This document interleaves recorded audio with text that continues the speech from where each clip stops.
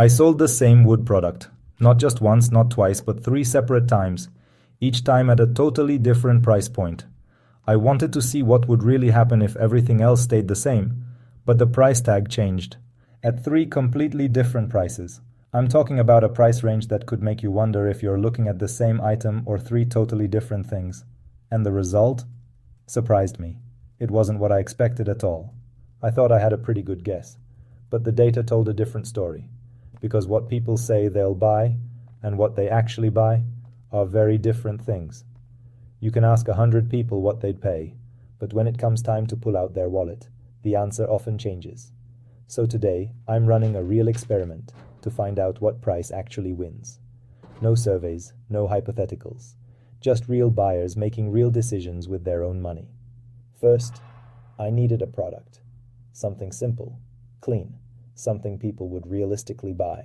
Nothing fancy, nothing wild. Just a classic, well-made wooden item that could fit in almost any home. Now here's the twist.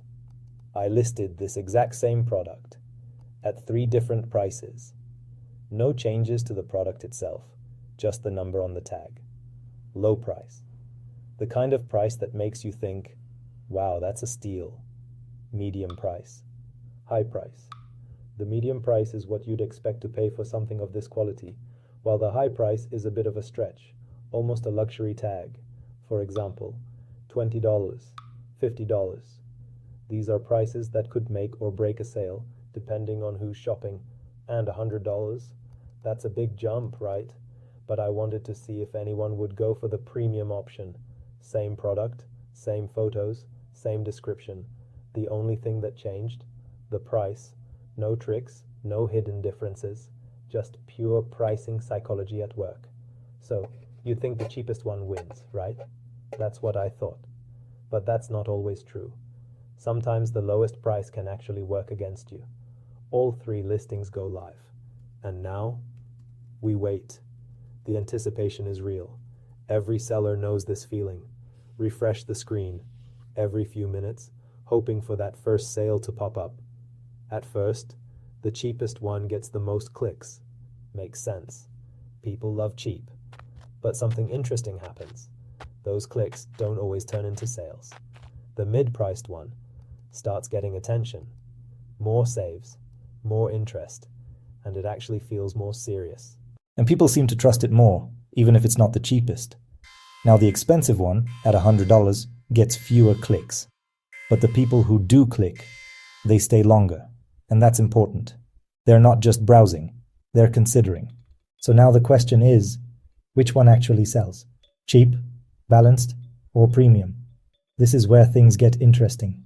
I refresh again. At first, nothing sells. Not a good sign. It's easy to doubt your strategy at this point.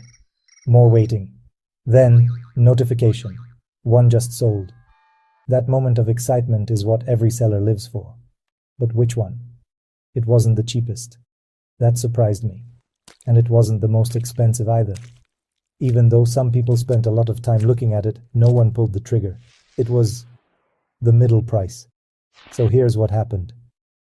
The mid-tier option was the sweet spot. Low price, tons of clicks, but low trust. No sales.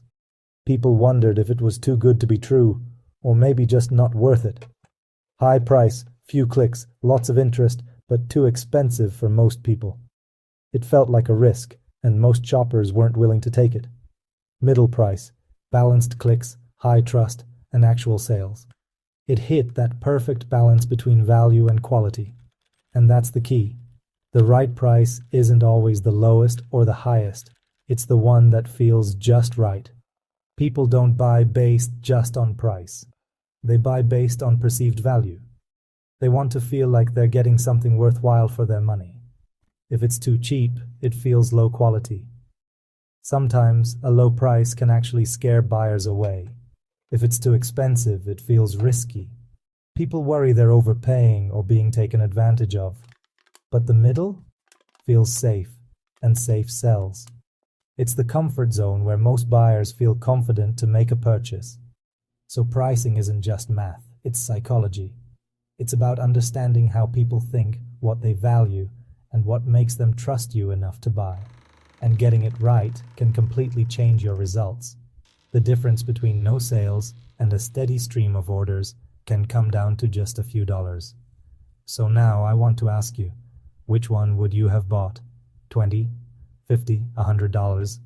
Comment below. I'm genuinely curious to see if your answer matches what actually happened, and I'll run an even bigger pricing test next. Stay tuned, because the next experiment might just surprise you even more.